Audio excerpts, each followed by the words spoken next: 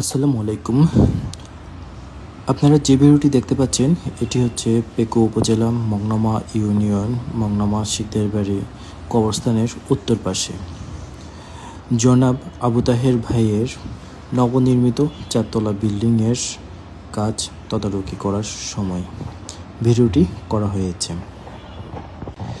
প্রতিটি ফ্লোরে এক ইউনিট করে 4টি ফ্লোরে 4টি ইউনিট করা হয়েছে এবং প্রতি ইউনিটে রয়েছে 3টি বেডরুম, একটি ডাইনিং রুম, একটি ড্রয়িং রুম এবং 3টি বাথরুম, একটি রান্নাঘর।